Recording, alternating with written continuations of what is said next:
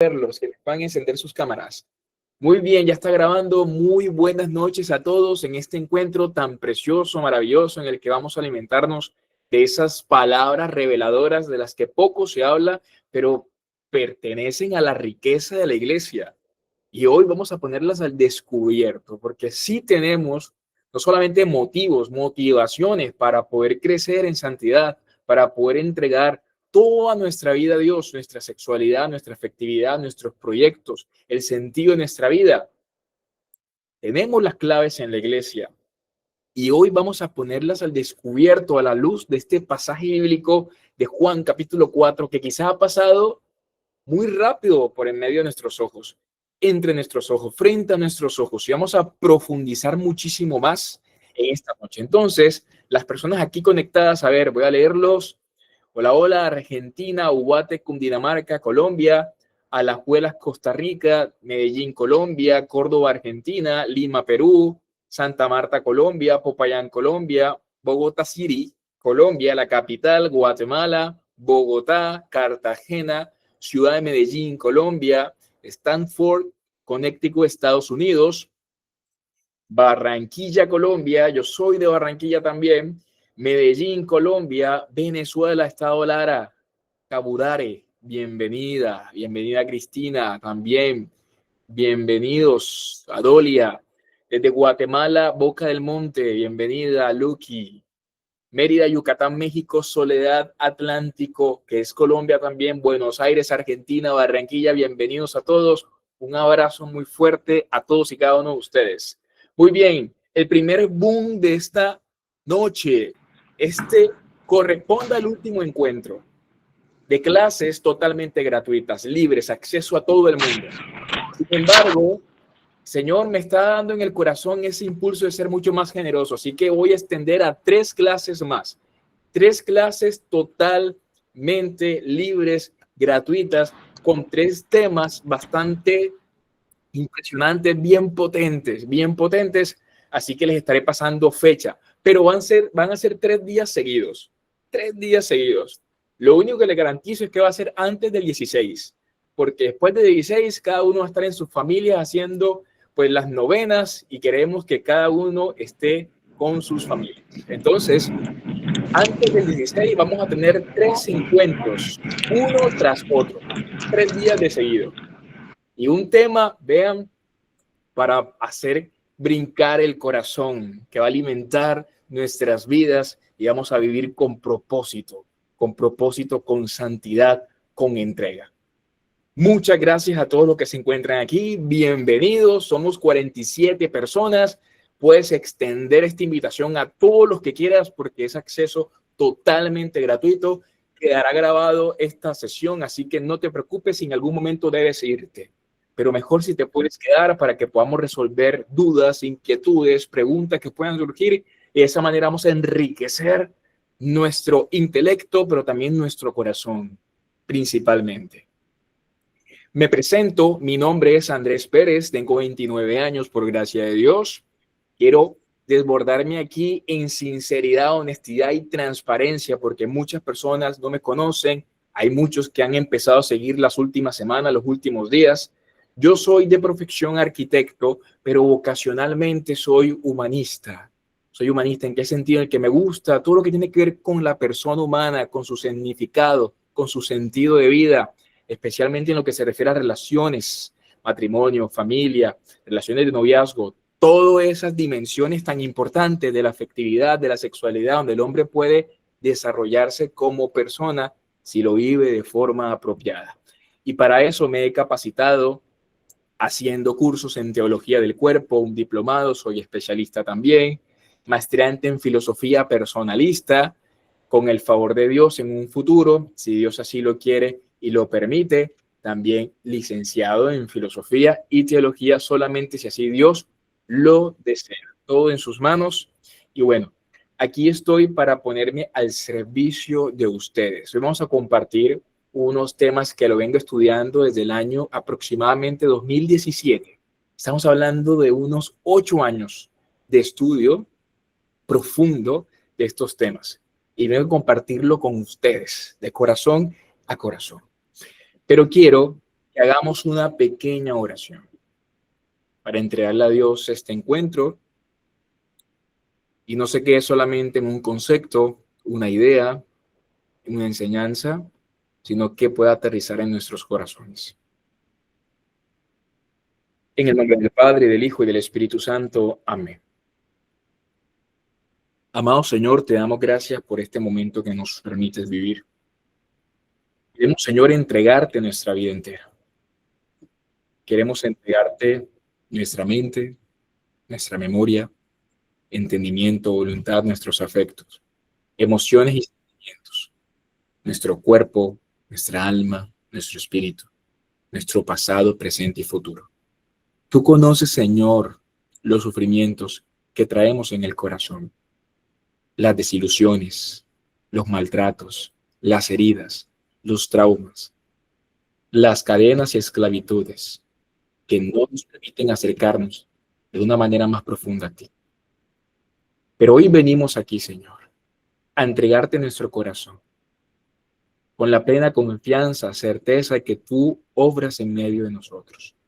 Que esta noche sea un momento de gracia, Señor, para todos y cada uno de nosotros, y que podamos ver sentido, significado en nuestra sexualidad, en nuestra afectividad, a la luz de este pasaje tan revelador de la Samaritana.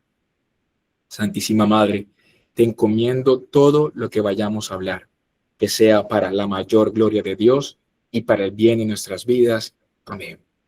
En el nombre del Padre, del Hijo y del Espíritu Santo. Se me había pasado de largo también decirles que soy, por gracia de Dios, consagrado a Jesús por María ya hace más de 10 años. De hecho, cumplí el 27 de noviembre, cumplí 10 años de consagrado, por gracia de Dios. Y actualmente, claro que sí, soy misionero activo de la comunidad de Lazos de Amor Mariano, por gracia de Dios. Soy misionero comprometido y bueno, sirviéndole a Dios en la iglesia a través de este movimiento y también a través del grupo juvenil de la parroquia Torcoroma, se llama el grupo de Ruaj. De pronto hay algunas personas aquí conectadas y bueno, mi servicio pastoral es ese, el grupo juvenil, el movimiento católico. Esto es personal, un servicio personal, pero que también integra a otras personas que tienen pues su trabajo aquí y que se les debe pues a cada obrero su salario. Y bueno, que esto crezca, nos edifique a todos y nos construya de adentro hacia afuera. Muy bien, vamos a hablar de esto. Entonces, antes, esta presentación estuvo fuerte.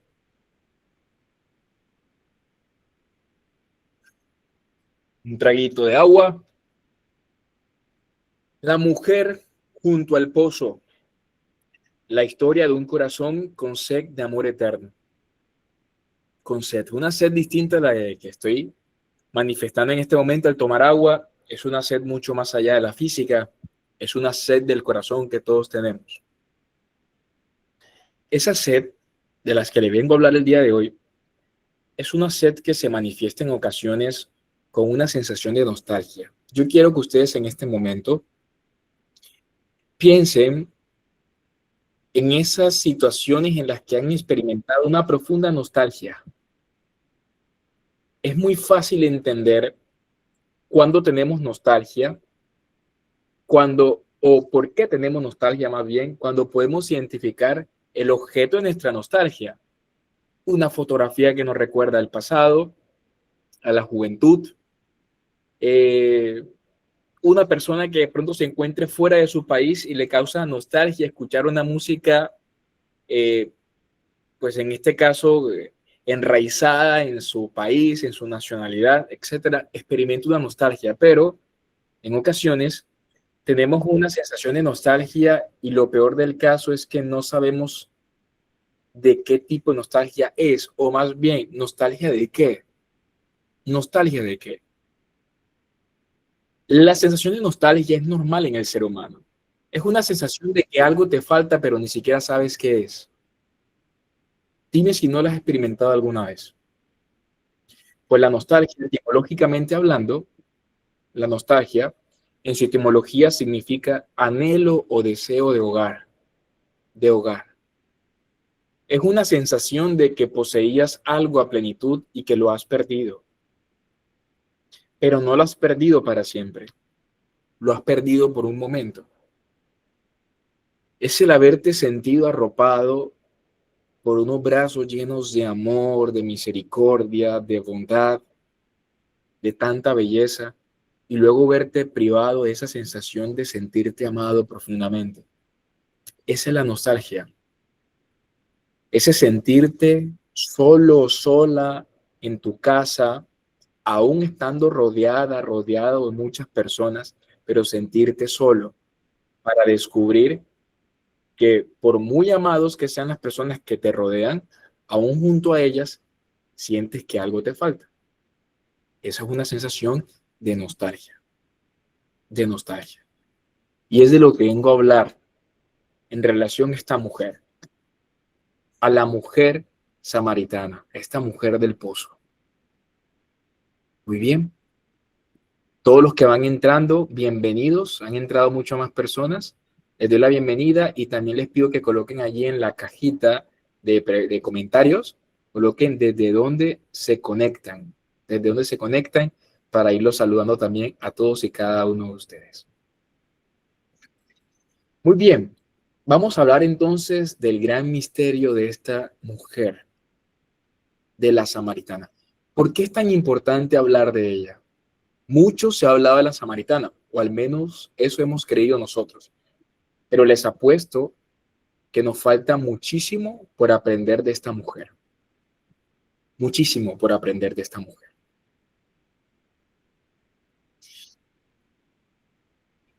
A ver, durante todo el Antiguo Testamento se revelan unas imágenes algo nupciales,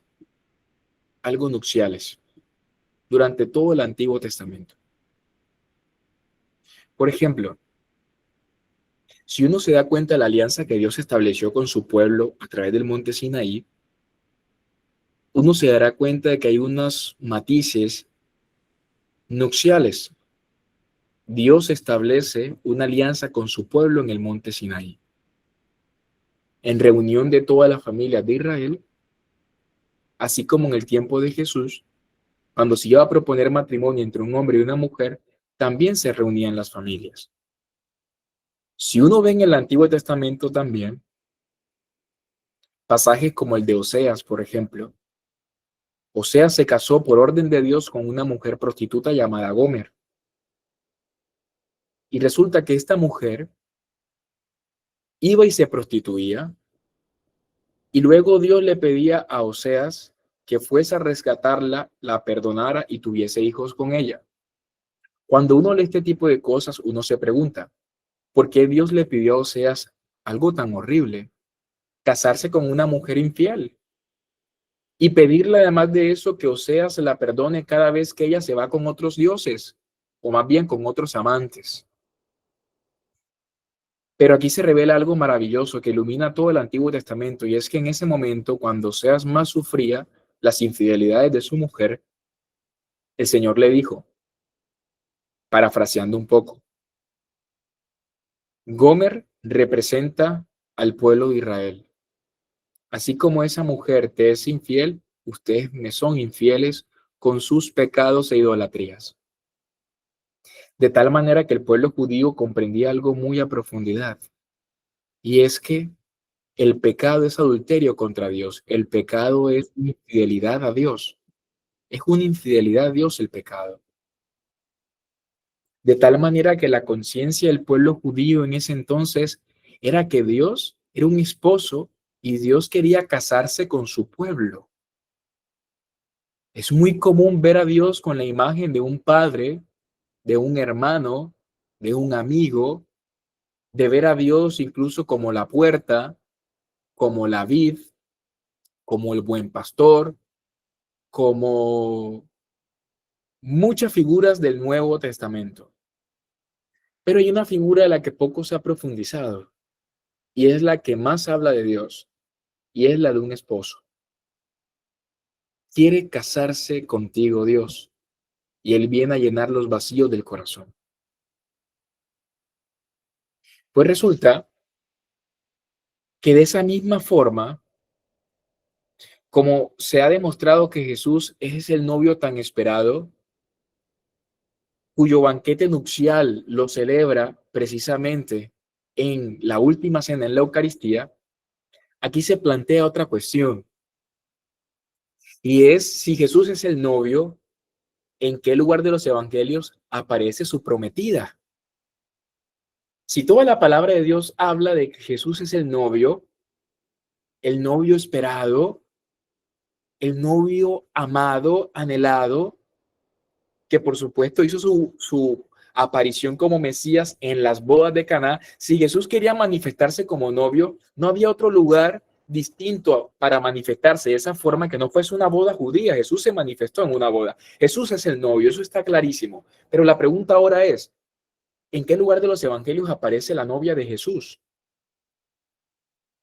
Recordemos que en las escrituras judías, la prometida de Dios no es un individuo singular, no. La novia de Jesús, de Dios, es el pueblo de Israel y que también es simbolizado con mucha frecuencia con la ciudad de Jerusalén. De la misma forma, las tribus, las 12 tribus de Israel en conjunto son la amada de Yahvé, la Virgen de Israel. Más adelante vemos cómo Juan Bautista, por ejemplo, afirma que está preparando al pueblo judío como una novia para el Mesías. Y Jesús celebra una nueva alianza con esa novia. ¿A dónde voy con todo esto? Que la palabra de Dios está llena de claves nupciales. La Biblia inicia con un matrimonio. Aquí está mi Biblia, la tengo por acá atrás. ¿Dónde está? Ah, la tengo acá. La Biblia inicia con un matrimonio, el de Adán y Eva, y la Biblia culmina con un matrimonio, el de Cristo con su iglesia. Y casi en la mitad de la Biblia está el Cantar de los Cantares, que es el himno del amor. Un amor lleno de pasión, pero también de santidad. Esto para decirles que la Biblia está llena de claves nupciales. La Biblia incluso se lee en clave de matrimonio. La Biblia está dividida en Antiguo y Nuevo Testamento.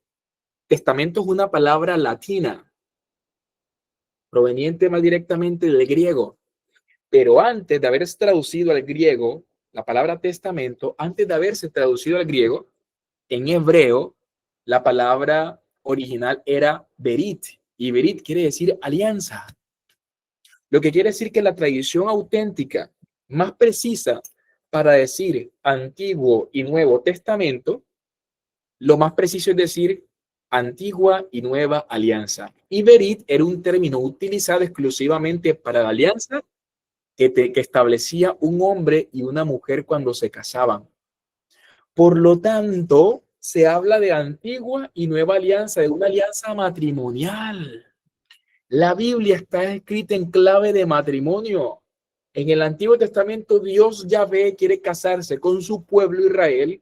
Y en el Nuevo Testamento, Cristo, que es el novio, quiere casarse con la novia, que es la iglesia.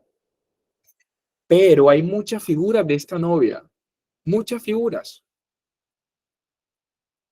Pues resulta que podríamos detenernos aquí sin profundizar en más, pero al leer los evangelios, con la mirada, con la vista de un judío de la antigüedad, empezamos a ver en este caso que hay una mujer muy particular, una mujer que representa a la novia de Dios, y esa mujer es la samaritana.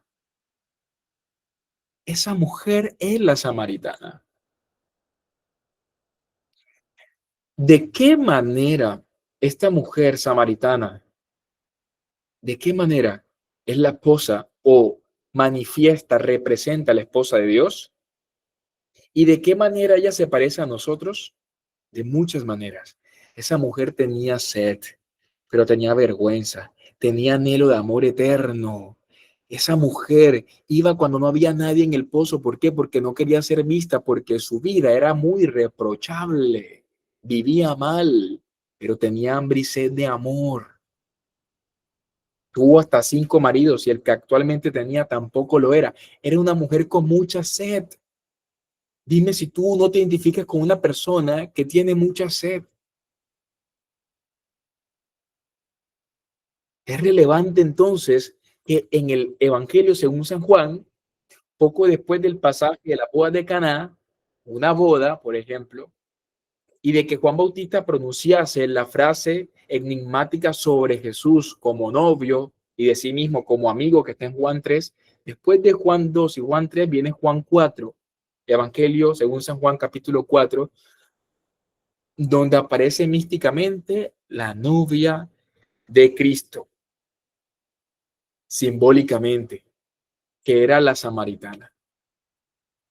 Y vamos a reflexionar en este pasaje bíblico de la samaritana para entender de qué forma ella es la novia y hasta qué punto ella se parece a nosotros.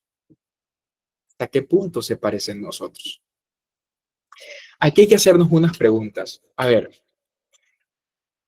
¿qué relevancia posee el hecho de que el encuentro entre Cristo y la samaritana se produzca en un pozo?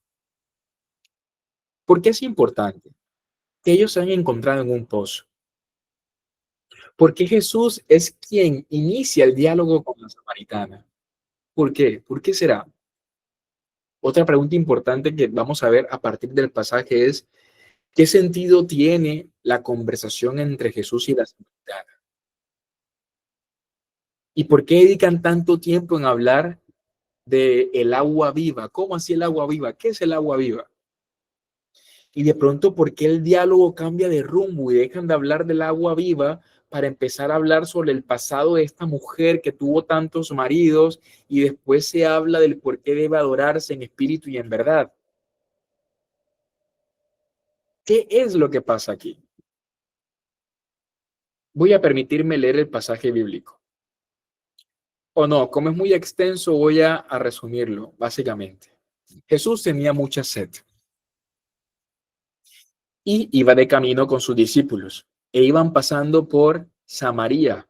Samaria era un territorio de personas que no pertenecían al pueblo de Dios, eran paganos. Jesús tenía mucha sed y se sentó a la hora sexta, lo que quiere decir a las 12 de la tarde se sentó en un pozo. A esa hora nadie iba a sacar agua. ¿Por qué? Porque las mujeres iban a buscar el agua en las mañanas cuando el sol era más bajo y en las tardes cuando el sol no era tan fuerte. Jesús va a mediodía, a la hora sexta, y dice la palabra de Dios de que viene una mujer samaritana, se sienta allí y Jesús le habla. Jesús le dice, mujer, dame de beber. Vamos a silenciar aquí. Mujer, dame de beber. Y esta mujer se sorprende. Se sorprende ¿por qué? Porque judíos y samaritanos no se hablaban, por una cuestión que ahorita más adelante vamos a hablar. Jesús y samaritanos, judíos y samaritanos, perdón, no se hablaban, no se llevaban bien. Y esta mujer le responde, ¿cómo tú siendo judío me pides de beber a mí, que soy una mujer samaritana? Y Jesús le responde, si conocieras el don de Dios y quién es quien te pide o te dice, dame de beber, tú le habrías pedido a él y él te habría dado agua viva. Hablan de agua. Y esta mujer, pero si no tienes ni nada con que sacar el agua del pozo, ¿de dónde vas a sacar agua? ¿Acaso eres tú más que nuestro padre Jacob que nos dio este pozo para que bebiéramos nosotros y nuestros familiares? Y Jesús le dice, mujer, esta agua no quita la sed. Quien beba esta agua más tarde tendrá sed, pero yo doy agua viva y quien la beba no tendrá sed jamás. Y esta mujer le dice, Señor, dame esa agua para no venir más aquí a sacar agua, para que no me dé más sed. Y Jesús le dice, muy bien, ve y busca a tu marido. Esta mujer responde, Señor, es que no tengo marido. Y Jesús le dice, muy bien, has dicho la verdad, no tienes marido porque has tenido 5 maridos. Y el que tienes ahora tampoco lo es. Has tenido 5 maridos. Esto es fuerte para la conciencia judía. Y vamos a entender que esto va mucho más allá de una realidad de telenovela. Esto tiene que ver con nuestra vida, tiene que ver con la realidad espiritual que vivimos. Y esta mujer le dice, veo que eres profeta, veo que eres profeta. Y esta mujer le pregunta, nuestros padres, ¿dónde deben adorar? ¿En este monte? ¿En el monte de Arasaí, que es el de los samaritanos, o en el monte de Jerusalén? Parece que esta mujer estuviese evadiendo el tema, porque están hablando de su vida pasada y luego ella sale con el tema de la adoración. ¿Dónde se debe adorar? ¿En el monte de los samaritanos o en el monte de los judíos? Jesús parece ser que le sigue la cuerda y le dice, mujer, ni en el tuyo ni en el nuestro llegará el día en que adorarán en espíritu y en verdad. La cuestión es que esta mujer, después de este encuentro, ella dice, sé que ha de venir el Mesías, el llamado Cristo. Cuando venga, Él lo explicará todo. Esa mujer no sabía que quien tenía al frente era el Mesías. Y Jesús le responde, soy yo, mujer, el que te está hablando. ¿Saben qué pasó después? Que esta mujer se llenó de gozo y fue enviada por Dios a que anunciase a su pueblo que Él era el Mesías. Y esta mujer fue y lo anunció. Y esta gente no quería que Jesús se fuera. Siendo judío, no quería. Pero, ¿qué tiene que ver esto con nosotros? Muchísimo. Y vamos a dividir este encuentro en tres partes. Primero quiero que hablemos de la samaritana. Hablemos de la samaritana. Debemos entender quién es la samaritana para poder ver por qué ella nos representa, por qué nosotros somos la samaritana. ¿Qué tiene que ver esto con una sexualidad y una afectividad enferma? ¿Qué tiene que ver esto con un corazón que no se sacia con el amor humano y que aspira a algo más grande? Cuando el hombre y la mujer intentan saciar su deseo de comunión, de unidad, de placer eterno con el amor humano, que han idolatría de estos amores y se siente vacía y frustrada, termina idolatrando el amor humano. Y ahí vienen los desórdenes sexuales. ¿Por qué? Porque apuntamos un deseo profundo de Dios por cosas vanas, pasajeras y temporales de este mundo. Nos enfermamos, nos enviciamos. Tenemos que ver entonces a esta mujer, porque esta mujer somos nosotros. Somos realmente nosotros. Muy bien, veamos entonces a esta mujer. A ver, debemos partir diciendo que en el tiempo de Jesús, un joven judío que busca una candidata para el matrimonio, no iría a un bar o a una discoteca o a un centro comercial o a una iglesia, que es el mejor lugar, uno podría llegar a decir. Una persona de aquella época en la vida de Jesús, en el tiempo de Jesús, no iba a estos lugares si quería conocer a alguien para matrimonio. El lugar donde se congregaban las señoritas buscando esposo, buscando novio o esposo más bien, era el pozo local. En el pozo eran donde se conocían las señoritas con sus futuros esposos. Y esto nos ilumina muchísimo para entender entonces el pasaje de la samaritana, pero muchísimo. Si leemos con atención las escrituras judías, por ejemplo, observaremos que en más de una ocasión, un futuro esposo se encuentra por primera vez con su prometida junto a un pozo. Por ejemplo, la primera imagen, Moisés. Moisés conoció a su esposa Séfora. ¿Dónde la conoció? En un pozo. ¿Sabían ustedes eso? En un pozo, Moisés conoció a Séfora. Pero también el sirviente sin nombre de Abraham, Abraham antes de morir, envió un sirviente sin nombre a la tierra de su padre para que le buscase esposa a su hijo Isaac. Y adivinen dónde este sirviente sin nombre encontró a la esposa de Isaac, en un pozo. En un pozo encontró el criado, el sirviente de Abraham, a la esposa de Isaac. En un pozo. Dos coincidencias. Pero si vemos el tercer patriarca, en este caso, Jacob. Jacob, ¿dónde conoció a su esposa Raquel, en un pozo. Dice la palabra de Dios que las pastorcitas no podían rodar la piedra del pozo para darle de beber a las ovejitas. Y Jacob se quiso hacer el fuerte delante de Raquel y empujó la piedra con una mano y bebió todo. Las ovejas, el rebaño de Raquel bebieron de aquellas aguas. Y ahí Jacob quedó flechado por Raquel. ¿Dónde se conocieron? En un pozo. Entonces, en el contexto judío, la narración actuaría básicamente como la vieja historia familiar sobre la primera vez que el abuelo vio a la abuela. ¿Dónde la vio? En el pozo. ¿Sí? En el pozo.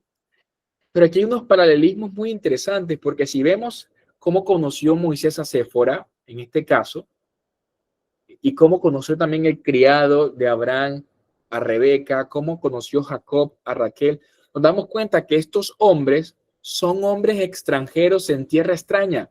¿Qué era Moisés en la tierra de Séfora? Un extranjero.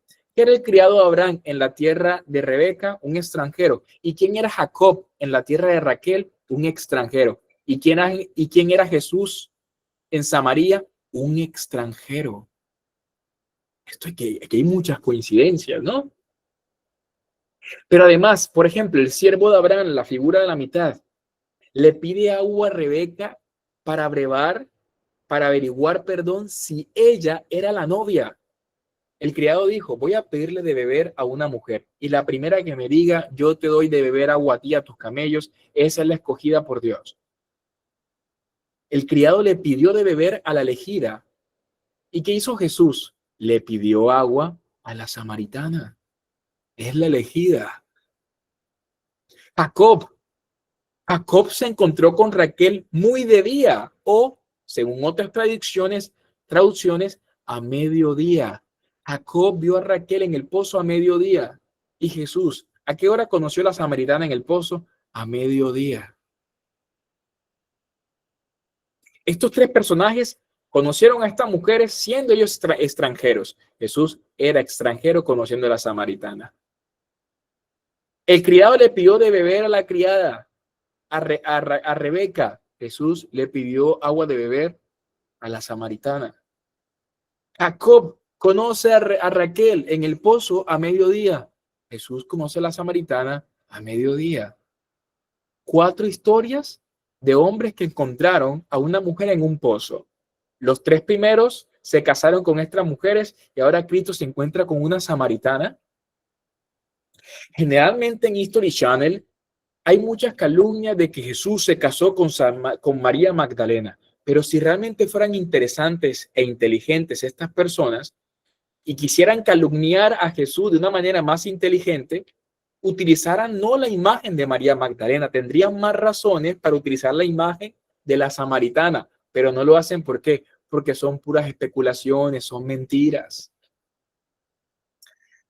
Entonces, guiados por estas equivalencias, bien conocidas para los judíos, ya que las narraciones del Pentateuco, pues algunos de los estudiosos de la Sagrada Escritura, pues han trazado ese patrón reconocible. Y es por eso que los apóstoles, cuando llegan y ven a Jesús en el pozo, se escandalizan. Oigan, Jesús era amigo de María, la hermana de Lázaro, y también de Marta. Había muchas mujeres que seguían a los discípulos, quienes ayudaban con sus bienes para el ministerio de ellos. Jesús tuvo contacto con la hemorroísa. Jesús tuvo contacto con la cananea. Jesús en su vida pública tuvo contacto con muchas mujeres y no dice los evangelios que los apóstoles se escandalizaran, pero sí se escandalizan cuando ven a Cristo con la samaritana. ¿Por qué? Porque está hablando con ella en un pozo. Y en aquella época hablar con una mujer en un pozo era muy comprometedor. Era compromiso seguro, seguro, seguro, seguro. Y muchos de los apóstoles no eran muy inteligentes, pero por lo menos podían sacar cálculos con la siguiente operación matemática sencilla. Aquí les va esta operación matemática sencilla para que empiecen a aprender matemáticas judías. judías. Varón extranjero más mujer más esposo igual compromiso matrimonial. Cristo es un varón extranjero, sí, estaban en la tierra de Samaria. ¿Hay una mujer hablando con Cristo? Efectivamente. ¿Y sobre qué están? Sentados en un pozo. Compromiso matrimonial seguro. Los apóstoles se escandalizaron. Es lo que quiere él, así decían. No se atreverían a preguntárselo, pero se decían a sí mismos, es lo que quiere Jesús. Y además, ¿de qué está hablando con esa mujer? Estaban profundamente escandalizados. Pero sigamos viendo a esta mujer, porque aquí hay muchas cosas interesantes que debemos nosotros reflexionar. La samaritana era una mujer de la que Jesús, como cualquier otro judío, nunca, pero nunca se hubiese fijado. Esto no es exclusión, es realidad. Y vamos a explicar el por qué. ¿Por qué Jesús, como cualquier otro judío, nunca se hubiese interesado por la samaritana? A ver, la samaritana no era una pretendiente común, porque su identidad demostraba que era una clase de mujer de la cual no cabría esperar que un judío joven, mucho menos Jesús, se fijara de ella, se fijara en ella. Si es que estuviese interesado Jesús con un matrimonio carnal, efectivamente. ¿Por qué? Porque esta mujer samaritana, que no era judía, ella misma incluso se sorprende cuando Jesús le saluda, siendo ella también extranjera, diferente a los judíos. ¿Pero por qué? Debemos recordar los orígenes históricos del pueblo samaritano para entenderlo. ¿Por qué? Según las escrituras judías, por allá en el año 700 antes de Cristo, el imperio asirio, los asirios, conquistaron 10 de las tribus del norte de Israel y las devastaron totalmente. Destruyeron las 10 tribus de Israel que estaban al norte. Y resulta que ellos los dispersaron por todas las naciones, por todas las naciones. Y la Biblia sigue contando que los samaritanos, al fin adoraron al Dios de Israel, pero al mismo tiempo mantenieron el culto a dioses paganos. ¿Qué quiere decir esto? Los asirios, al devastar las tribus del norte, dieron paso a que los paganos de otros lugares del pueblo que no era de Dios ocupasen ese territorio. Y esos pueblos paganos tenían otras religiones, otras creencias. De tal forma que las pocas tribus que quedaron en el norte se aparearon culturalmente y religiosamente con los paganos y terminaron viviendo un sincretismo. Los samaritanos que estaban en el norte adoraban a Yahvé Dios, pero también adoraban a los dioses paganos. De tal manera que los judíos mantenían una relación un poco esquiva con los del norte, de repugnancia. Tenían una repugnancia a los samaritanos, los judíos. Por eso no se la llevaban bien, no podían verse la cara. No podían verse. Los judíos del sur tenían unos sentimientos, pero nada positivos con los samaritanos.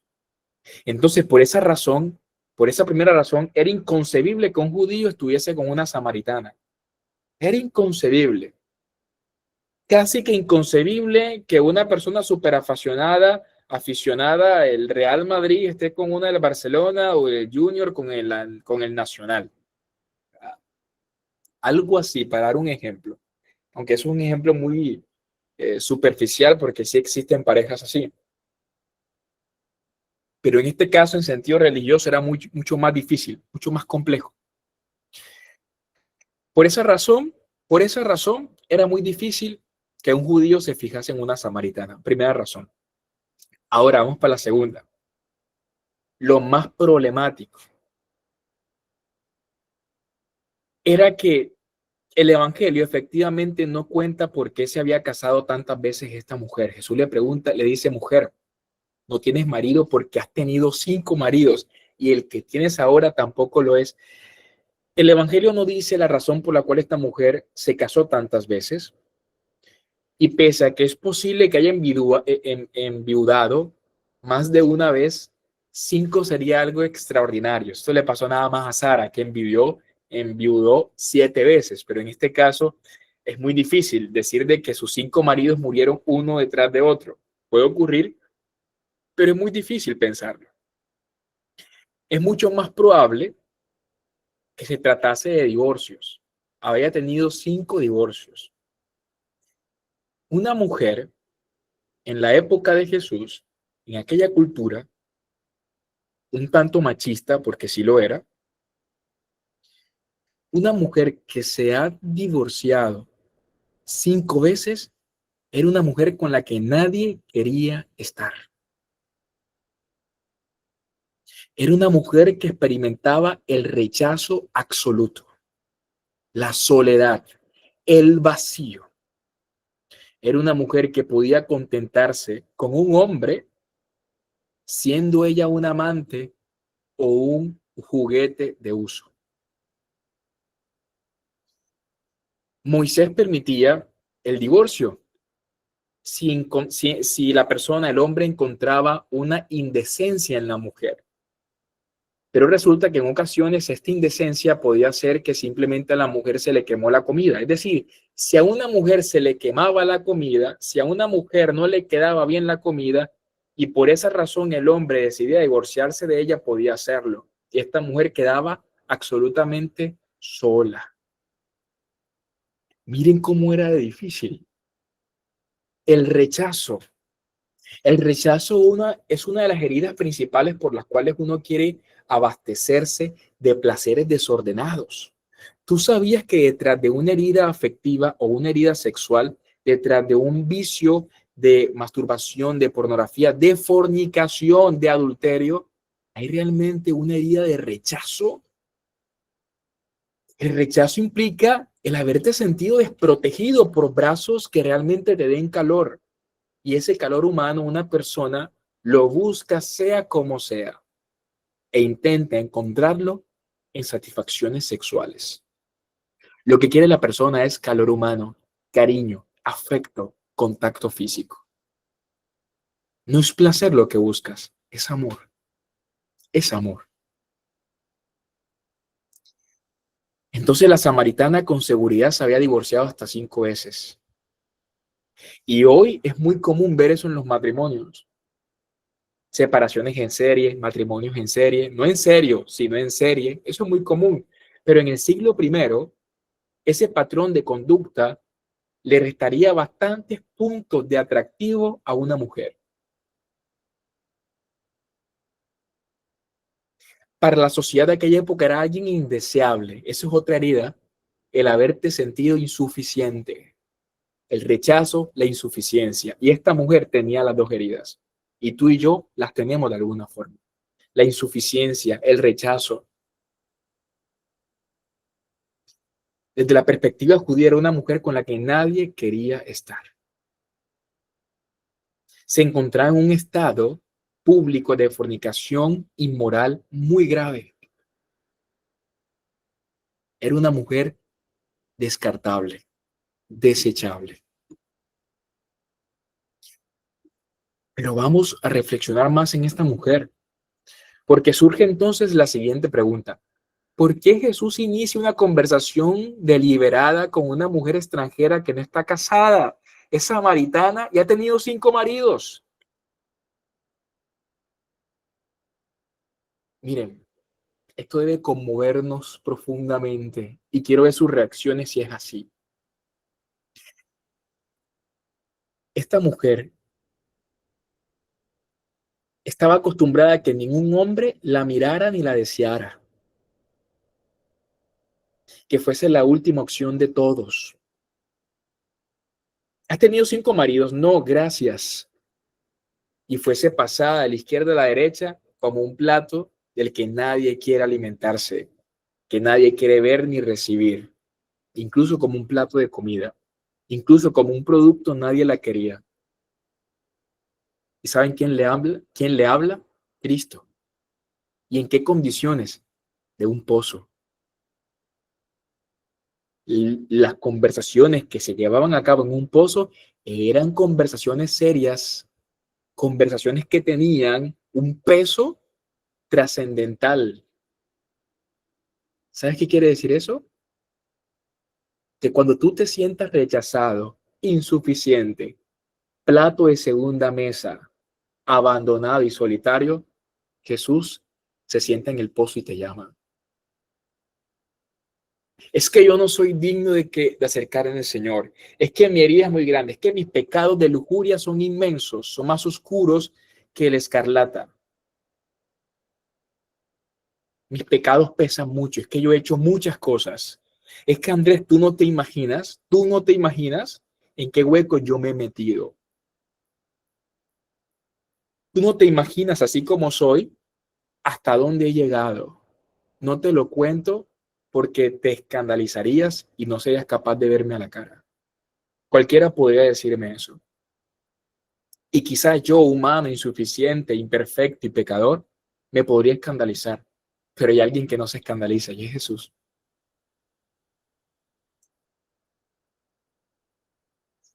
Jesús le habla, pero a Jesús no podía interesarle a esa mujer por razones habituales. Entre otros motivos porque era un profeta judío célibe y ella una samaritana divorciada 5 veces que cohabitaba con un hombre. O sea, miren el perfil de Jesús y miren el perfil de la que se está fijando. O sea, Jesús se fija de ti y de mí porque nos ve como ella, nos ve como la vio a ella, tal cual. Miren el perfil de este hombre, miren el perfil nuestro. Numerosos académicos han sugerido que esta mujer es un símbolo del pueblo samaritano, y esto es muy interesante. Representa un pueblo con el que Jesús quiso mantener una relación como novio y Mesías. Cabe recordar, por ejemplo, que Jesús no fue el único profeta que estableció una comunicación sorprendente con una mujer que en realidad representara, pues, a un pueblo. Por ejemplo, Oseas, se lo dije. Oseas se casó con Gomer, pero Gomer representaba un pueblo. Jesús habla con la samaritana y la samaritana está representando un pueblo, a los samaritanos, a un pueblo pagano, un pueblo no escogido, un pueblo despreciado. Jesús está fijando de la despreciada, del despreciado. Se está fijando de ella. Entonces el encuentro con Jesús, de Jesús con la samaritana junto al pozo de Jacob, puede considerarse de alguna manera un signo profético que simboliza la llegada del tiempo en el que Dios se unirá no solo a los judíos, sino a todo el que crea en Él, a todo el que crea en Él. Muchos estudiosos del Nuevo Testamento, por ejemplo, han señalado que la samaritana tuvo 5 esposos a lo largo de su vida y que del mismo modo los samaritanos adoraron a numerosas deidades masculinas a lo largo de su existencia. Pues resulta que hay un pasaje bíblico que lo dice, según de Reyes 17. La gente de Babilonia hicieron un Sukkot Benot, va 1. La gente de Cutá hizo un Nergal, van 2. La gente de Hamad hicieron un Asimá, estos son dioses, van 3. Los habitas, que es un pueblo, hicieron un Nijax y un Tartak, van 5. Y los serfarbitas quemaban a sus hijos en honor de Adramelech y Anamelech. ¿Cuántos dioses hay? Adramelech y Anamelech, 7 dioses. Pero uno dirá, pero espera, Andrés, no encaja. Porque la samaritana tuvo 5 maridos. Si ella representa el pueblo de Israel, al pueblo samaritano, perdón, tendrían que ser 5 dioses, pero aquí no hay 5, aquí hay 7. Lo que ocurre es que entre esos dioses que están allí, hay 2 que son deidades femeninas. Un Tartak y un Anamelech son dioses femeninas. En ese orden de ideas, a 7 le quitamos 2, ¿cuántos quedan? 5. 5 dioses masculinos. Esta mujer representaba a 5 dioses. Sus maridos representaban a 5 dioses. Esta mujer representaba un pueblo. Representaba un pueblo. Entonces nos damos cuenta que el mensaje es mucho más profundo, pero además los samaritanos adoraban a 5 dioses masculinos, pero también adoraban a Yahvé Dios. Y esa mujer samaritana, ¿qué le dijo al Señor? Yo no tengo marido. ¿Y qué le dijo Jesús? Es verdad, porque has tenido 5 maridos y el que tienes ahora tampoco es tu marido. ¿A quién se refería con el que tienes ahora? Consigo mismo. Mujer, tú no me adoras de verdad. Tú me dices dar un lugar especial en tu corazón, pero vives en el pecado con otros dioses. Yo no tengo espacio en tu vida. Y mientras yo no tenga espacio en tu vida, te van a seguir saqueando esos dioses, te van a seguir destruyendo, te van a seguir absorbiendo tu vida, te van a seguir rompiendo el corazón. Eso es lo que esa mujer está diciendo. Entonces, en este caso, hay que releer este pasaje. Ya para concluir esta parte, dice la palabra que al final, esta mujer, al enterarse que era el Mesías, se fue. Se fue a los de su casa, a los de su pueblo, a decir, he encontrado el Mesías. He encontrado al Mesías. He encontrado un hombre que ha dicho todo lo que he hecho. Es el Cristo. Y aquí algo muy particular, porque ¿qué hizo Séfora después de conocer a Moisés en el pozo? Se fue a su casa y le dijo a su padre que encontró un hombre maravilloso. ¿Quién era? Moisés. Cuando el criado le habló de Isaac a Rebeca, la imagen del centro, ¿qué hizo Rebeca después? Se fue a su casa a decirle a su padre y sus hermanos que había que encontrar un hombre que le hablaba de otro que iba a ser su esposo y estaba muy contenta y feliz. ¿Y qué hizo Raquel cuando conoció a Jacob, tercera imagen? Después de conocerlo, se fue corriendo a su casa a decir que había encontrado un hombre maravilloso, que era Jacob. 3 esposos y 3 mujeres que salen corriendo a su casa a decir que han encontrado un hombre que se va a convertir en su esposo. ¿Y qué hizo la samaritana que se encuentra en un pozo con Cristo? Pues que sale corriendo a los de su casa, a los de Samaria, para decirles que ha encontrado el Mesías. Jesús viene a casarse con nosotros.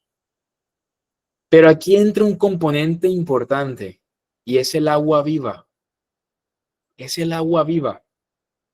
Y con el agua viva encontraremos la sanación. Hemos identificado entonces que la herida que tenemos, que nos lleva a desórdenes afectivos y sexuales, son el rechazo y la insuficiencia, principalmente. Heridas que vienen del vientre, heridas que vienen desde la infancia. Rechazo, insuficiencia y me faltó una tercera, el abandono. Esta mujer había experimentado el rechazo social, el abandono de sus maridos y la insuficiencia que la llevaba a tal vergüenza de no dejarse ver de nadie. ¿Sabes dónde está el problema de tus desórdenes afectivos y sexuales? En esas heridas de tu infancia, de rechazo, de abandono y de insuficiencia. Y esas heridas tenía esta mujer. Pero ¿cómo esta mujer pudo sanar eso? Pudo liberarse de todo eso. Jesús le habló de algo muy especial. Le habló del agua viva. ¿Qué significará esto del agua viva? ¿Qué será esto del agua viva? Con este contexto bíblico en mente, podemos centrarnos ya en el significado de las palabras sorprendentes de Jesús sobre esta agua misteriosa, el agua viva. Si Él es el Mesías novio y ella la figura de esposa que representa a todos los samaritanos, entonces tenemos que explicar, tenemos que tener Debemos tener una explicación del por qué Él le ofrece ese don. Jesús le dice, si conocieras el don de Dios y quién es el que te dice, dame de beber, tú le habrías pedido a Él y Él te habría dado agua viva. El Señor le ofrece agua viva y le ofrece agua viva en un pozo. ¿Saben qué hacían los novios en los pozos? Le ofrecían algo a la novia, un regalo de compromiso. Incluso hoy, si un soltero regala algo a una mujer sin compromiso, suele ser por una intención muy concreta, muy concreta. De hecho, también en esta época, cuando un novio le pedía matrimonio a su amada, en la época de Jesús, la promesa solo podía tomarse en serio a partir del momento en el que él le entregaba un regalo. Hoy en día se regala un anillo. ¿Cuándo hay seriedad en el compromiso? Cuando se da un anillo. Es una promesa de compromiso, es un regalo. Del mismo modo, en tiempos bíblicos, el novio comunicaba sus intenciones a la novia, ofreciéndole un regalo de compromiso o un don nupcial. En este caso, Jesús queda agua viva. Si vemos, por ejemplo, el criado el siervo de Abraham, él entregó a Rebeca anillos de oro y brazaletes de oro. Jesús, que le entrega a la samaritana, no le entrega ni oro ni plata, le entrega el don de Dios en forma de agua viva. El agua viva es el regalo de compromiso. Es un regalo de compromiso. Es necesario y fundamental entonces conocer las tres. Alguien está compartiendo pantalla. ¿Qué pasó aquí? A ver. Alguien está compartiendo pantalla. Oscar Marchán. ¿Quién es? ¿Qué está pasando aquí? Me permiten, esperen aquí un momento. Oscar, estamos viendo tu pantalla. Creo que es Oscar. Vamos a ver. Eh, me excusas, no sé qué está pasando aquí. Voy a buscarte, Oscar. Vamos a ver. Oscar Merchán. Ok, vamos a ver. Ok, muy bien. No se preocupen, en la grabación yo quito ese pedazo, lo edito y no hay ningún problema. Para que quede todo muy bien. Bueno, ¿cómo les ha parecido hasta el momento? ¿Cómo les ha parecido? Interesante, muy bien. Sí. Oscar, acabaste de entrar nuevamente. Te tuve que sacar por un momento porque estabas compartiendo pantalla, ¿vale? No compartas pantalla porque, bueno, no podemos seguir después la presentación. Muchas gracias. Muy bien, ya seguimos. Bueno, el agua viva tiene que significar algo, porque aquí está la clave de nuestra sanación. Es decir, Jesús nos ve en grave situación, ¿sí? Todos de alguna manera tenemos heridas en nuestra afectividad y sexualidad, las tenemos. Y Jesús se fija en eso. Es decir, tú debes entender que cuando tú has cometido o sigues cometiendo muchos errores y pecados grandes o pequeños, como tú suelas medirlos, de lujuria o desórdenes afectivos, sexuales, etcétera, Jesús, antes de alejarse, lo que hace es acercarse porque quiere ayudarte. ¿Por qué es importante tener esto aquí y acá grabado? ¿Por qué? Porque una de las cosas que más nos hunden en esta realidad tan oscura y sucia es la desesperación y el pensamiento equivocado de que el Señor no me perdona, de que Él no me abraza, que Él no viene a purificarme y a restaurarme. Todo lo contrario. Eso es lo primero que hace el Señor. Y lo dejó claro con esta mujer samaritana. Yo les quiero adelantar algo para que se animen a llegar hasta el final. Veo que ya se han salido unas 10 personas para que se animen. Jesús, ¿qué le dijo a la samaritana? Mujer, dame de beber. ¿Y cuáles fueron de las últimas palabras que Jesús dijo en la cruz? Tengo sed. Así como en las bodas de Caná, Jesús habla de un vino milagroso que habla realmente de su sangre. En la cruz, de su costado abierto sale aquella sangre.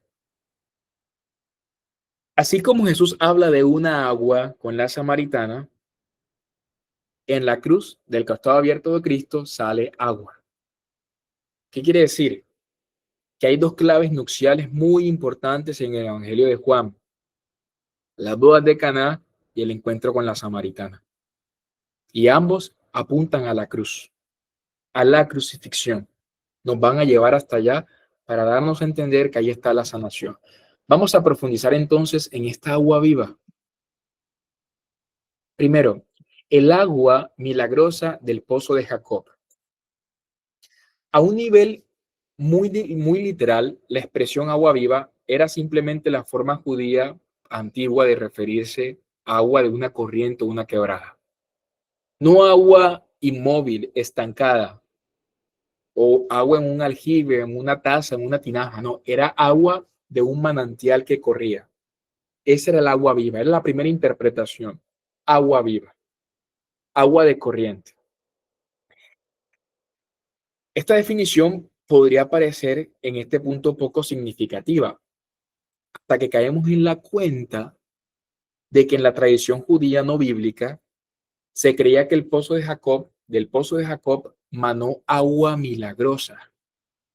No está en la Biblia que tenemos nosotros, sino en la tradición judía. Y dice lo siguiente: cuando Jacob vio a Raquel, la hija de Labán, madre de su hermano, se acercó y con una mano apartó la piedra del brocal, del pozo, y empezó a manar las aguas que aparecieron ante él, y abrevó el ganado de Labán, y guió y siguió manando 20 años. Entonces Jacob besó a Raquel, elevó la voz y lloró. ¿Qué pasó? Esta mujercita quería darle de beber a su rebaño, pero hay una piedra que tapaba el pozo. Vino Jacob y la rodó con una mano. Y dice la palabra que no solamente, la tradición, perdón, dice que Jacob no solamente demostró su fuerza física, sino también que Dios manifestó a través una hazaña milagrosa, porque inmediatamente rodó la piedra, del pozo comenzó a salir agua viva, corrientes de agua, desbordarse, a desbordarse, a desbordarse. Y esto impresionó a la gente. ¿Cómo así que este hombre rueda la piedra con una mano, muy fuerte que es, pero al mismo tiempo inmediatamente la rueda empezó a brotar agua del pozo, a desbordarse agua? Este hombre hizo algo milagroso por la fuerza de Dios. Es por eso que cuando el Señor le habla a la samaritana, esta le dice: ¿de dónde vas a sacar agua tú? ¿Es que acaso tú eres más que nuestro padre Jacob? ¿Se dan cuenta? En la Biblia católica, en nuestra Biblia, sí se encuentra ese momento en el que la samaritana le dice: ¿es que acaso tú eres más que nuestro padre Jacob? Pero ¿por qué esta mujer le dice eso a Jesús? Porque en la tradición oral no escrita judía, se conocía la historia de que Jacob hizo un hecho milagroso, un acto milagroso. Jacob logró de que del pozo saliera agua viva. Por eso esta mujer le dice: ¿acaso tú eres más que nuestro padre Jacob? Súper interesante. Esa es la primera interpretación. Un agua milagrosa que brota de un pozo. La segunda interpretación: el agua viva del templo. ¿Cómo así el agua viva del templo? Pues esa agua viva se emplea también en las escrituras judías para referirse al gran ritual del tabernáculo de Moisés. Hay una palabra en Números 17 que dice: se tomarán para el impuro ceniza de la víctima inmolada en sacrificio por el pecado, y se verterá encima agua viva de una vasija. Un hombre puro tomará el hisopo lo mojará en agua y rociará la tienda y todos los objetos y personas que había en ella. E igualmente al que tocó los huesos, o al asesino, o al muerto, o la sepultura. El hombre puro rociará al impuro los días tercero y séptimo. El séptimo día le habrá limpiado de su pecado. ¿Qué era el agua viva? La segunda interpretación. Era un agua que purificaba a las personas impuras, un agua que estaba en el templo, un agua que se mezclaba con la ceniza de las víctimas.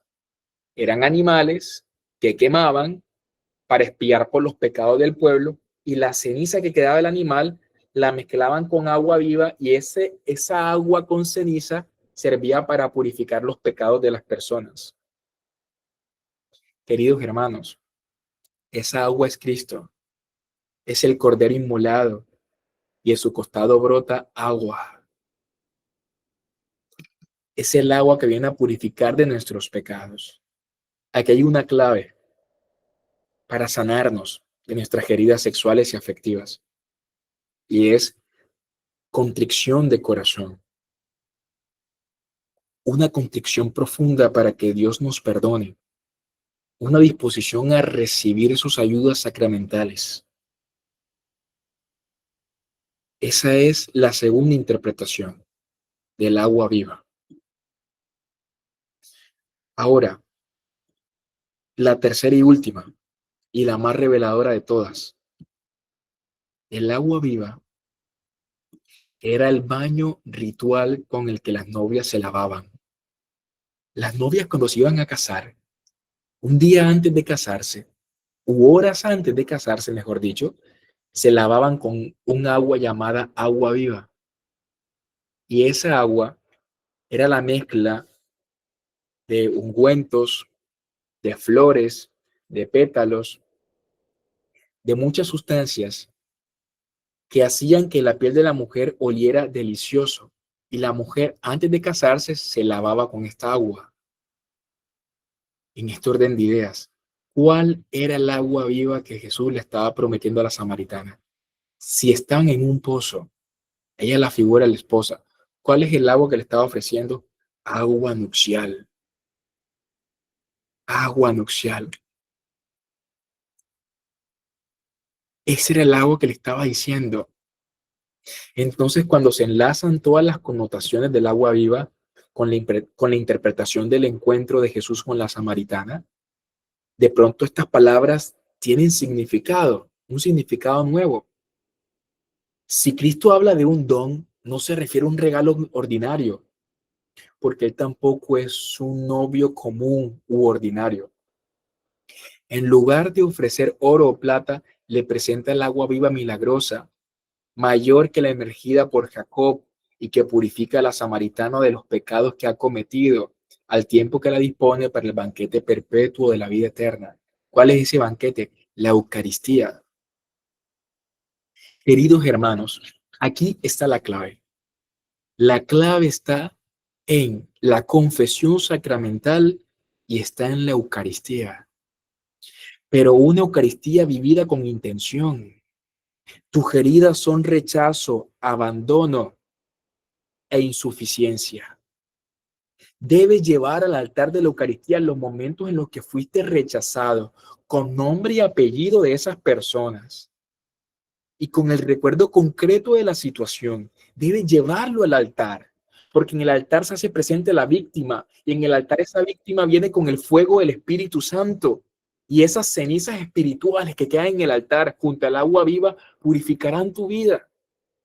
Debes llevar al altar de la Eucaristía el día de mañana una confesión consciente, una confesión basándote en esas heridas que están sangrando en tu corazón de rechazo, de abandono, de insuficiencia.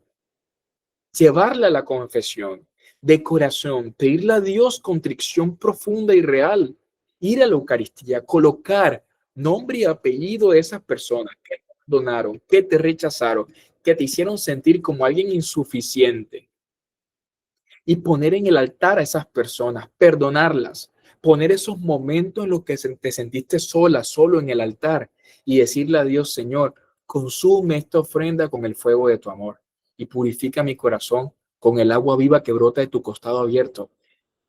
La clave, hermanos, es orar con intención. La clave para sanar nuestras heridas afectivas y sexuales es orar con intención. Porque a veces oramos sin intención profunda y sin conciencia real. Hay que orar con intención.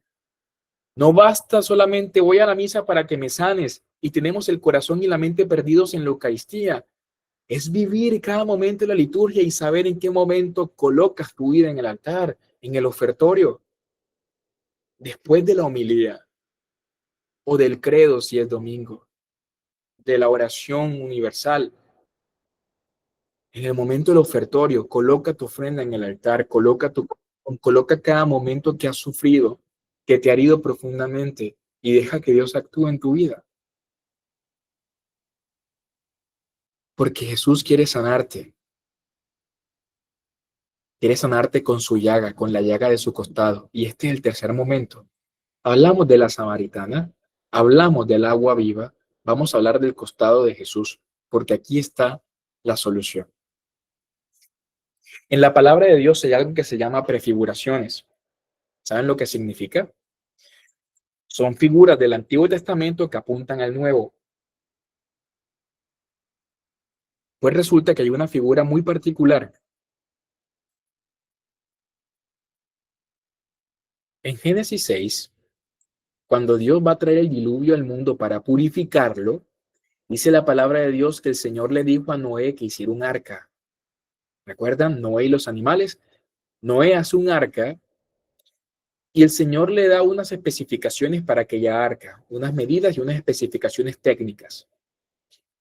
Y una de las especificaciones técnicas que le dio Moisés a Noé era que dejase una compuerta en el costado derecho del arca, una sola puerta, no 4, ni 2, ni 3, una sola puerta en el costado derecho del arca. Cuando vino el diluvio, entraron por el costado derecho del arca y pudieron sobrevivir al diluvio. Resulta que los padres de la iglesia ven en el arca una prefiguración de Cristo, cuyo costado abierto está a disposición para recibirte y purificarte en medio del diluvio que estés viviendo. Entra en el costado de Jesús. Es que yo no merezco entrar por allí. En el arca entraron animales. En Egipto los animales, algunos o muchos de ellos, eran representaciones de dioses, de lo pagano, lo profano. Animales entraron en el arca de Noé, bestias, animales. Te sientes una bestia, un animal por tus pecados, entra en el costado de Cristo, porque animales y bestias entraron en el arca de Noé. Y vas a ser purificado. Señor, hoy te pido que me dejes un lugar en tu corazón. Dame un espacio, porque si no me sostienes, peco, caigo, soy frágil, débil. Tengo hambre de amor eterno. Tengo añoranza. Tengo añoranza. Del pozo de Jacob, cuando rodó la piedra, brotó agua. ¿Saben por cuántos años brotó? La tradición judía dice que fueron 20 años. ¿Y qué le dice Jesús a la samaritana? Jesús le promete un agua viva del cual va a emanar chorros eternamente. Jesús le dice, el pozo que yo te doy, del que va a brotar agua, no va a ser por 20 años, va a ser para toda la eternidad. Para toda la eternidad. Esto es profundísimo. Entonces, ahora queda la pregunta más importante por hacernos. ¿Cuándo Jesús le dio esa agua viva a la samaritana? Si lo más probable es que nunca la volvió a ver. Para responder a esta pregunta, tenemos que tender un puente entre las palabras que le dirige a la samaritana y la pasión y muerte de Cristo. Hay que tender un puente. Así como se tiende un puente para entender la Eucaristía, escuchen esto, Para entender la Eucaristía hay que conectar las bodas de Caná con la crucifixión de Jesús. Para entender la Eucaristía, las bodas de Caná con la crucifixión de Jesús. Y para entender el bautismo hay que conectar la samaritana con la crucifixión de Jesús. Y en la crucifixión de Jesús, ¿qué sale de su costado? Sangre y agua. Sangre de la Eucaristía y agua del bautismo. Ahí están los dos sacramentos de la iglesia. Entonces, hay que ver tres cosas fundamentales. Primero, el agua que viene del costado abierto de Cristo. Jesús, en algunos pasajes, se refirió a él como el agua viva. Por ejemplo, en Juan 7. El último día de la fiesta, el más solemne, Jesús, puesto en pie, gritó: si alguno tiene sed, venga a mí y beba el que cree en mí. Como dice la Escritura, de su seno correrán ríos de agua viva. En este pasaje tan destacado, se sugieren muchas lecturas. De hecho, desde la época de Orígenes, un padre de la iglesia, por allá en el siglo III, los comentaristas han debatido si el agua viva que describe Jesús brota de quien cree en él o del mismo Cristo. Pues resulta que de ambos. De Jesús mismo brota el agua viva. Él es la fuente del agua viva, él mismo. ¿Ok? De su corazón brota el agua viva. Pero además, en otros pasajes bíblicos se habla del agua viva lateral del templo. Cuando Jesús habla de los ríos de agua viva que emanan de su costado, de su corazón, apostilla que, como dice la Escritura, pues resulta que hay otras referencias a un río de agua viva que fluirá del templo en la futura época de salvación, de un templo en el futuro del que su costado va a brotar agua. Por ejemplo, en el libro de Ezequiel se culmina con una visión maravillosa del agua que brotará a un costado del futuro templo. Está en Ezequiel, en Ezequiel 47, algo así. Entonces, no se trata de un agua normal, no. Se trata de un agua que todo lo que toca lo revive. Un agua que todo lo que toca lo revive, que vuelve la vida a lo que se encontraba muerto. Se encontraba muerto, viene a restaurar lo que se encontraba muerto. Ese es el agua viva. Zacarías, por ejemplo, refiriéndose a una visión de este profeta sobre el río de Jerusalén, dice lo siguiente: derramaré sobre la casa de David y sobre los habitantes de Jerusalén un espíritu de gracia y oración, y mirarán hacia mí, en cuanto a aquel a quien traspasaron. Aquel día habrá una fuente abierta para la casa de David y para los habitantes de Jerusalén, para lavar el pecado y la impureza. Sucederá que el día que saldrá de Jerusalén agua viva, aguas vivas. Mirarán al que traspasaron. ¿A quién se refiere? ¿A quién será? A Cristo. Cuando Cristo habla del agua viva, apunta hacia el cumplimiento de las profetas bíblicas que hablan de un nuevo templo, de un nuevo culto, de un nuevo río. La palabra hablaba de que de un templo iba a salir agua viva. Y cuando Jesús se refirió al templo que iba a ser destruido y en 3 días iba a ser levantado, ¿a quién se refería? Al templo de su cuerpo. Al templo del que hablan los profetas. No es un templo físico, es el cuerpo de Cristo. Del cuerpo de Cristo brota agua y sangre que viene a purificarnos. ¿Y dónde recibimos ese cuerpo? En la Eucaristía, en los sacramentos recibimos su gracia, su Espíritu Santo. Allí está la respuesta. Y por último, el agua del costado de Jesús en la cruz. Sabiendo Jesús, esto para concluir, ya vamos a concluir. En 5 minutos concluimos y abrimos preguntas. Sabiendo Jesús que ya todo estaba cumplido, para que se cumpliera la escritura, dice: tengo sed. Muy curioso. ¿Qué tenía Jesús en el pozo cuando se encontró a la samaritana? Tenía sed. Había allí una tinaja lleno de vinagre. Sujetaron una rama de hisopo, una esponja empapada en vinagre, y se la acercaron a la boca. Cuando tomó Jesús el vinagre, dijo: todo está cumplido. E inclinando la cabeza, entregó el espíritu. Los judíos, como era el día de la preparación para que no quedasen los cuerpos en la cruz, el sábado, rogaron a Pilatos que le quebraran las piernas y los retiraran. Fueron pues los soldados y quebraron las piernas del primero y del otro crucificado con él. Pero al llegar a Jesús, como lo vieron ya muerto, no le quebraron las piernas, sino que uno de los soldados le atravesó el costado con una lanza y al instante salió sangre y agua. El que lo vio lo atestigua y su testimonio es válido, y él sabe que dice la verdad, para que también vosotros creáis. Y a todo esto sucedió para que se cumpliera la escritura: no se le quebrará hueso alguno. Y también otra escritura dice: mirarán al que traspasaron. Palabra del Señor, gloria a ti, Señor Jesús. De la boda de Caná a la cruz se explica la Eucaristía. Del encuentro con la samaritana a la cruz se entiende el bautismo.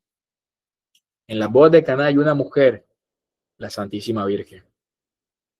En el pozo de los samaritanos, en el pozo de Jacob, hay una mujer. ¿Y quién es? La samaritana.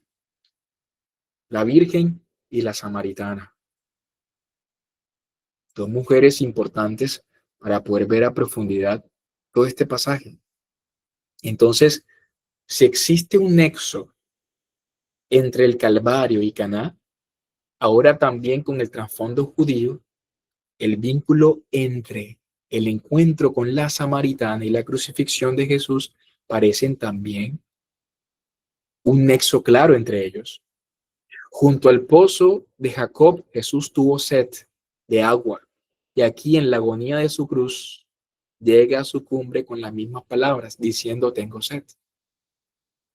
Si a la samaritana y a todos los creyentes les prometió el agua viva de la que hablan las escrituras judías, y por su muerte en el madero Jesús entrega su espíritu, y el agua que emana en su costado traspasado, quiere decir que esta agua es el Espíritu Santo también. Es el Espíritu. De esta forma Jesús no violaba los pecados del pueblo de Dios, de la prometida de Dios, con el agua que emanan de su costado abierto. Jesús viene a lavarlos, a purificarlos. Jesús viene a limpiar a su pueblo. Por eso la clave es orar con conciencia, con sentido. Ya para concluir, podría decir que fuimos creados para morar en el costado abierto de Cristo. Fuimos creados para morar dentro de ese corazón. Así como Eva brotó del costado de Adán, por ejemplo, Adán creó a Eva de su costado, fue formado a partir de él. Dios la creó a partir de la costilla de Adán. Pues la iglesia, según los padres de la iglesia, nace también del costado traspasado del Señor, dormido en el madero. Y por eso lleva en lo más hondo el hombre el deseo de volver allí, a su hogar, a su refugio, a la morada donde fue engendrada la iglesia. La imagen de la costilla es reveladora entonces, porque aparentemente es un hueso frágil, pero es vital. Es protegido bajo el brazo, símbolo de cuidado, de intimidad, de resguardo. Se encuentra debajo del brazo nuestra costilla. Del corazón abierto de Cristo brota en nosotros un anhelo profundo de regresar a Él. Y esa pulsación interior se manifiesta como nostalgia. En realidad, todo deseo afectivo, sexual o incluso desordenado es eco de esa nostalgia primordial. Es un intento de encontrar fuera lo que solo puede sacarse dentro del corazón de Jesús, del corazón del que salimos. No podemos encontrar satisfacción en lugar diferente al corazón de donde salimos, del corazón de Dios. Porque en el fondo todo deseo humano es nostalgia de Dios. Es nostalgia de Dios. Queridos hermanos, este contenido es para toda la vida. Es un contenido extenso.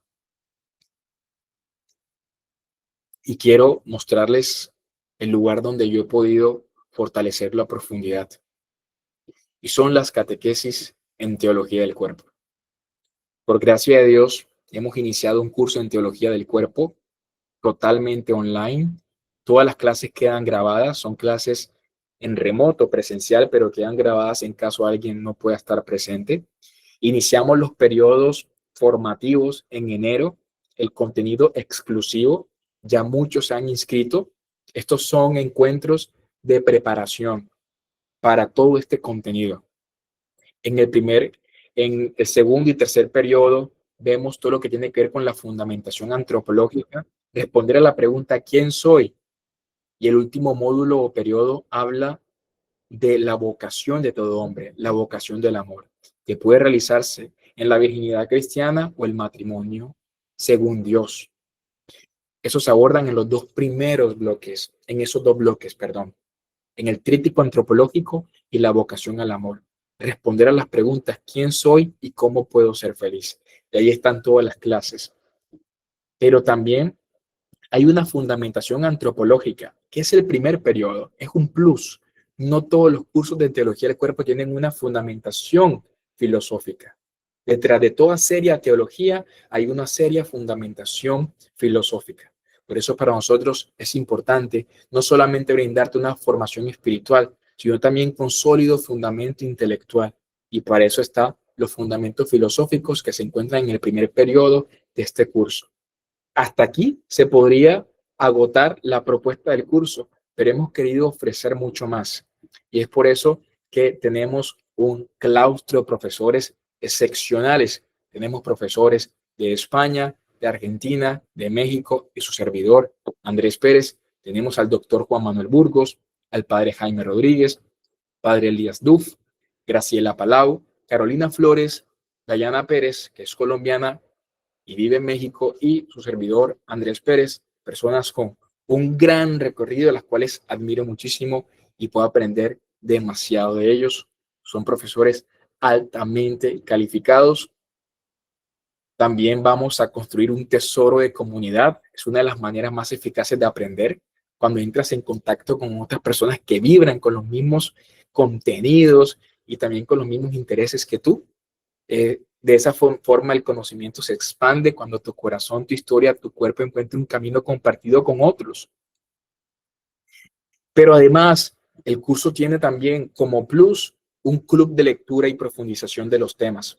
Ya empezamos incluso con el club de lectura este sábado y vamos a seguir compartiendo. Estamos compartiendo un libro maravilloso que se llama Amor y Matrimonio. Buenísimo, ya empezamos y vamos a seguirlo, pero eso ya pertenece al contenido exclusivo de las personas que ya se encuentran inscritas al curso. Además, contarás con 3 talleres totalmente complementarios y gratuitos. Al acceso de tu curso tendrás estos 3 talleres gratuitos de forma absoluta, con los cuales vas a poder profundizar los contenidos que vemos en clase. 3 talleres complementarios.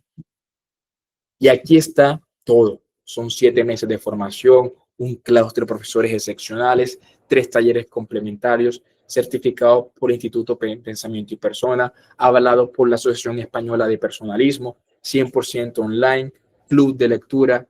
Tendrás también, en este caso, la capacidad de forjar pues lazos con personas que quieran nutrirse con temas afines de interés.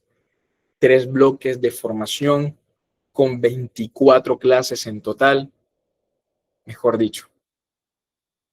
El curso está valorado por $274, que corresponden en pesos colombianos a un poquito más de 1 millón. Sin embargo, lo hemos dejado solamente a 469,000 pesos colombianos, que corresponde a $127.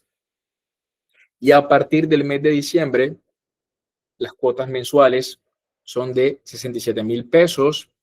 En enero serán un poco más costosas y en dólares son $20. Antes eran 17, ahora son 20 por las variaciones que ha sufrido el dólar. El dólar ha sufrido unas variaciones en relación a Colombia, está bajando muchísimo, por eso pasó de 17 a 20. Pero bueno, son $3 que ha subido un poco. Quienes quieren pagarlo de un solo, allí está, o quienes quieren el plan pues mensual, cuotas mensuales de $20 o 67,000 pesos colombianos. Y bueno, propuesta última para concluir, porque no le quiero dedicar mucho a esta parte, es esto. Los que se inscriban hasta el día de hoy, hasta las 11:59 hora Colombia, es decir, estamos básicamente unas 3 horas y media más o menos. Tienen 3 horas y media para poder disfrutar pues de este descuento, un único pago de $117, que son 427,000 pesos colombianos, un único pago y bueno, listo. Esta es la parte más compleja, o por lo menos para mí, hablar de estas cosas, pero bueno, la publicidad, los profesores, algunos de ellos, porque hay otros que han donado pues su trabajo en vista de que, bueno, el instituto apenas está pues creciendo para poderse sostener principalmente. Es para que pueda sostenerse esta obra. Y bueno, espero que les haya pues gustado. Aquí está pues la promoción. Voy a enviar por los grupos de WhatsApp y también voy a enviar por acá por el chat el grupo, o más bien el chat al cual podrán preguntar por el curso en Teología del Cuerpo. Y bueno, alguno quiere preguntar algo, dudas, inquietudes, preguntas, pueden encender su micrófono y podemos ir atendiendo a cada una de ellas. Adelante. Yo mientras voy a ir buscando el link para presentárselos, que puedan ingresar, pues y preguntar en este caso por el curso directamente. Quien tenga alguna pregunta puede encender el micrófono y bueno, ahí vamos conversando. ¿Preguntas? ¿Dudas? ¿Preguntas? Gracias a ustedes por su presencia, por llegar hasta acá. Pues para mí es una alegría muy grande. Oren mucho por esta hora, para que sea Dios, bueno, permitiendo que llegue pues a muchas más personas, ¿cierto? Bueno, entonces voy a pasarles a continuación el link para que lo tengan allí. Ya les voy a pasar por el chat. A través de este link pueden preguntar por el curso en Teología del Cuerpo, por si quieren inscribirse. Si alguno no cuenta con el dinero suficiente, con la cuota, no se preocupen, escriban, vemos cómo podemos ayudarle, buscar soluciones juntos, vemos cómo podemos ayudar, ¿vale? Si alguno está interesado, solamente es preguntar y vemos cómo podemos ayudar. ¿Listo? Y bueno, ahí Andrés, está. Y adelante, Cristina. Andrés, ¿y la inscripción tiene costo también? No, solamente pagar la primera cuota y ya. Son Ah, 7 bueno. cuotas mensuales de $20. Y bueno, preguntan en Argentina cómo se utilizaría. En ese caso sería convertir pues el peso argentino en dólar para saber cuánto corresponde. Más bien el dólar en peso argentino para que puedas saber cuánto corresponde. Igual para los que se encuentren afuera, se les pasa una liga de PayPal y PayPal te hace la conversión directamente. Ya tú en PayPal puedes hacer el pago según tu moneda y el pago se recibe en dólar. ¿Vale? Ok, gracias. Listo. Eso para los que quieren la profundización de 7 meses. Igual en el transcurso siempre voy a hacer contenido gratuito. O sea, no es que cuando haga el contenido del curso propiamente de enero me vaya a desentender de la comunidad que hemos construido hasta entonces y entonces ya no se hable de contenido libre y gratuito. No, esto siempre va a estar. Es importante sostener la obra. Es importante también, en este caso, pues brindar contenido mucho más profundo, que requiere mucho más tiempo. ¿Vale? Bueno, listo. Preguntas, dudas, inquietudes, ahí está el link. Voy a volverlo a colocar. Quienes quieran preguntar por el curso, allí lo pueden hacer, ¿vale? Y bueno, vamos a cerrar con un Ave María para entregarle pues a la Santísima Virgen todo lo abordado en esta noche. Dios te salve María, llena eres de gracia, el Señor es contigo. Bendita tú eres entre todas las mujeres, bendito es el fruto de tu vientre Jesús. Santa María, Madre de Dios, ruega por nosotros los pecadores, ahora y en la hora de nuestra muerte. Amén. Gloria al Padre, al Hijo y al Espíritu Santo, como era en el principio y siempre, por los siglos de los siglos. Amén. En el nombre del Padre, del Hijo y del Espíritu Santo. Amén. Muy bien, nos vemos muy pronto. Les estaré diciendo cuándo son los 3 encuentros posteriores. Serán 3 días de seguido para que sigamos disfrutando de esos contenidos tan edificantes. Un abrazo para todos y Dios les bendiga. Bye, bye. Muchas gracias. Bye. Bye. Muchas gracias. Gracias. Gracias.